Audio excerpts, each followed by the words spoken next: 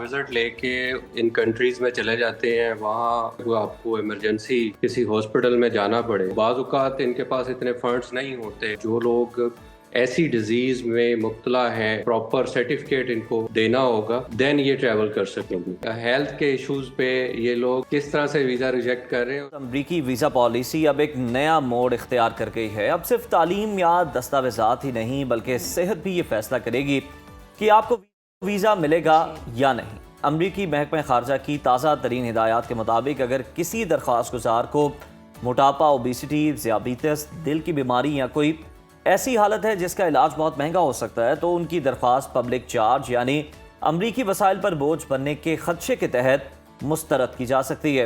ये फैसला लाखों दरख्वास्त गुजारों के लिए तशवीश की लहर बनकर आया है और लोग जो हैं जिन्होंने अप्लाई कर रखा है वो बहुत ज़्यादा परेशान हैं। और सवाल ये है कि ये पॉलिसी दरअसल है क्या, इसके असरात कहाँ तक जा सकते हैं और क्या बीमारी अब इमिग्रेशन के दरवाजे बंद करने की नई वजह बन जाएगी। इसी पर आज गुफ्तगू करेंगे। साथ मौजूद हैं इमिग्रेशन लॉयर राना इनामुल हक साहब। बहुत शुक्रिया आपके वक्त का। वेलकम टू सुनो पाकिस्तान। कहिएगा अमरीकी हुकूमत की ये जो नई गाइडलाइन है दरअसल है क्या, और क्या वाकई ज़ियाबीतस और मोटापा या दिल की बीमारी रखने वाले अफराद अब जो वीज़ा दरख्वास्त है वो नहीं दे सकेंगे या जो दरख्वास्त दी है वो मुस्तरद हो जाएगी। शुक्रिया आपका। बेसिकली होता ये है कि लोग विज़िट लेके इन कंट्रीज़ में चले जाते हैं, वहाँ इनको प्रॉब्लम्स हो जाती हैं। अगर कोई पहले से पेशेंट है और ऑब्वियसली जब आप विज़िट वीज़े पे होते हैं और वहाँ पे कोई आपको इमरजेंसी किसी हॉस्पिटल में जाना पड़े तो बाज़ औक़ात इनके पास इतने फंड्स नहीं होते और गवर्नमेंट फिर इनकी सपोर्ट करती है, या इनकी जो ट्रैवल पॉलिसी इन्होंने विज़िट के लिए ली होती है, इंश्योरेंस पॉलिसी, वो भी उस तरह से सपोर्ट नहीं कर पाती।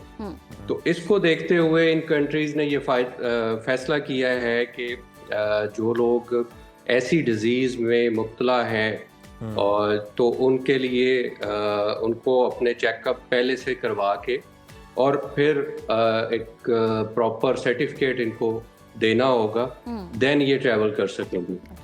ताकि ये लोग इनका जो अपना हेल्थ केयर सिस्टम है उस पे बोझ ना बन सके। अच्छा राना साहब, पब्लिक चार्ज पॉलिसी का मतलब क्या है आम फहम अंदाज में अगर आप समझा सकें, और इसे इतनी अहमियत क्यों दी जा रही है आखिर?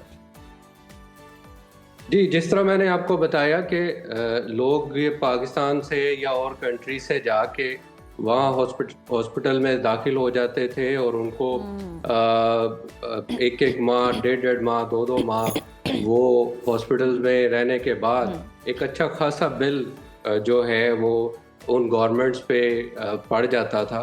उसको देखते हुए इन कंट्रीज़ ने ये फैसला किया है कि ऐसा मतलब पहले से ऐसे लोग हैं जो ट्रैवलिंग करना चाह रहे हैं या विजिट पे आना चाह रहे हैं जो पहले से फिट हैं। अब इसमें प्रॉपरली तो थोड़ा, क्योंकि अभी ये गाइडलाइन आई है, इसको मजीद आने वाले दिनों में देखा जाएगा कि किस टाइप के लोग और किस तरह के लोगों को ये अकोमोडेट करेंगे और किन को वीज़ाज नहीं देंगे। अच्छा, मैं साथ ज़ाहिर इसमें बताता चलूँ कि ये ज़रूरी नहीं है कि खाली आपके हेल्थ केयर के ऊपर ये लोग वीज़ा रिजेक्ट करें या उसको मतलब आप इसको रोक सके। मेनली आपके और भी पर्पस हो सकते हैं, मतलब लोग सब शायद यही समझे कि हेल्थ केयर की वजह से हमारा वीज़ा रिफ्यूज़ हुआ है। उसमें उनके फाइनेंशियल इश्यूज भी हो सकते हैं, जो हम प्रीवियस जो रिजेक्शंस आती हैं इन कंट्रीज से हम वो देख सकते हैं। इसके अलावा जो आपका पर्पस ऑफ विजिट है यूएसए जाने का या दूसरे कंट्रीज में जाने का, वो आप क्लियर ना कर सके हो। मीन्स के आप कहते हैं जी मैंने किसी मीटिंग्स के ऑफिशियल मीटिंग्स के लिए जाना है और आपकी प्रॉपर वहाँ पे कोई मीटिंग शेड्यूल नहीं है, या आप ये कहते हैं कि जी मैंने एज ए टूरिस्ट जाना है और एज ए टूरिस्ट जो है आप अमेरिका के अलावा कभी किसी कंट्री में गए ना हो पहले से, तो ये पर्पस ऑफ तो विजिट यानी भी कि इनाम आपका साहब बड़ा वेरिफिकेशन काउंट जो है करता वो स्ट्रिक्ट हो जाएगी, और जिस तरह से आप भी बता रहे हैं कि अभी गाइडलाइंस आई हैं, अभी आगे मजीद वाजे नहीं किया गया, तो सूरत हाल क्या बन सकती है, इम्कानात क्या हैं कि ये फैसले का दायरा जो है वो कहाँ तक पहुँच सकता है? वर्क वीज़ा पर भी अप्लाई होगा, स्टूडेंट्स पर भी अप्लाई हो सकता है? जी, बेसिकली जो टेम्परेरी रेजिडेंस होती है जिसमें स्टूडेंट वीज़ा है या वर्क वीज़ा है, ऑब्वियसली उसमें तो मेडिकल मस्ट होता है, सही। वो मेडिकल ज़रूर करवाना पड़ता है। ठीक। और लेकिन मेरा नहीं ख्याल कि इतना इसको ये डीपली लेके जाएंगे। जो प्रीवियस पॉलिसी रही है उसमें तो ये लोग जो मेजर डिजीज़ हैं, ऐसी डिजीज़ जो आपसे किसी दूसरे को ना लग जाए, लाइक सही सही। हेपेटाइटिस बी, सी, एड्स, टीबी, जी। इस तरह के जो अमराज हैं उन पे ये लोग स्ट्रिक्टनेस लाते थे। लेकिन ये जो आप कह रहे हैं कि इसमें शुगर है या हाई ब्लड प्रेशर है या कोई दिल की और कोई बीमारीज जी। हैं जिस पे ये स्ट्रिक्टनेस लाएंगे, ये तो अब आने वाले दिनों में पता चलेगा कि ये किस लेवल तक जाएंगे। बिल्कुल राना ठीक है, साहब, इस पे ये अभी आने हम वाले कोई दिनों में बात नहीं कर पता सकते। चल जाएगा। लेकिन राना साहब, यहाँ पर एक सवाल ये भी पैदा होता है, जिस तरह से हम बात करें कि जो प्रीवियस पहले से जो लागूशुदा असूल हैं, जो कवानीन बनाए गए हैं, जो चल रहे हैं आपके फाइनेंसेस के हवाले से, आपकी स्टेटमेंट के हवाले से, तो कोई शख्स अगर ये साबित कर दे कि अगर उसे खुदा न खास्ता कोई आर्जा लाहक भी है और वो अर्ली स्टेज में है और वो वहाँ पर अगर कोई ट्रीटमेंट होता है, तो वो अपनी बैंक स्टेटमेंट में ये शो कर दे कि मैं ये अखराजात उठा सकता हूँ इलाज मुआलजे के खुद, तो उसके केस में क्या हो सकता है?